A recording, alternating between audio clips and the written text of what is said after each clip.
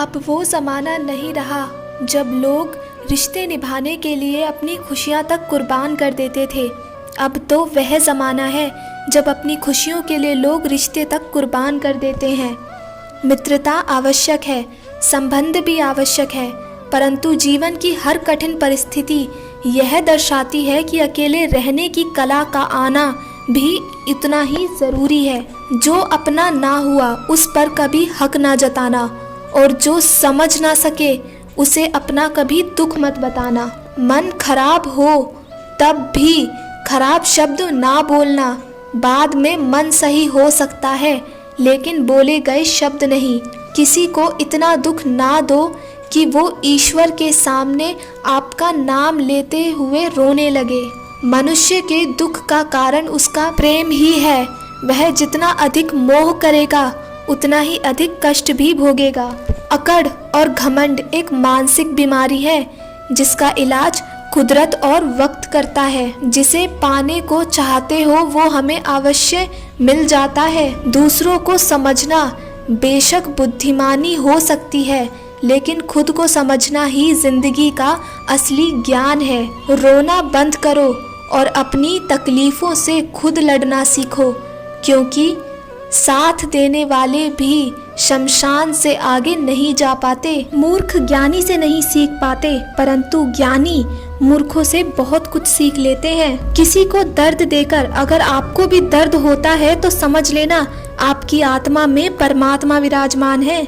समय यही सिखाता है कि जिंदगी किसी का इंतजार नहीं करती और ना ही किसी के लिए रुक सकती है। धैर्य रखना, निराश मत होना कभी, क्योंकि जिसने तुमको लिखा है वो ब्रह्मांड का सबसे बड़ा लेखक है। इंसान चाहे कितना भी खुश क्यों ना हो, लेकिन जब वो अकेला होता है तो सिर्फ उस इंसान को याद करता है जिसे वो हृदय से प्रेम करता है। धन से नहीं, मन से अमीर बनो, क्योंकि मंदिर में स्वर्ण कलश भले लगे हों, लेकिन नतमस्तक पत्थर की सीढ़ियों पर ही होना पड़ता है। कभी भी अपनी हार मानने से पहले एक आखिरी प्रयास जरूर कर लेना, क्योंकि उस समय आपके प्रयास के साथ आपका अनुभव भी आपका साथ देगा और आप जरूर सफल होगे। किसी भी व्यक्ति से ज्यादा लगाव हानिकारक है, क्योंकि लगाव उम्मीद की ओर ले जाता है और उम्मीद दुख का कारण बनती है।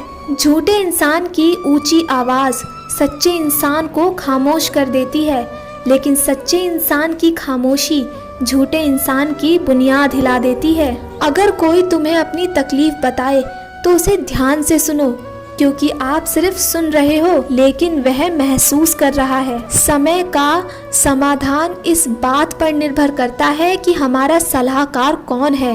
ये बहुत ही महत्वपूर्ण है, क्योंकि दुर्योधन शकुनी से सलाह लेता था और अर्जुन कृष्ण से। क्यों चिंता करते हो अगर लोग तुम्हें नहीं समझते?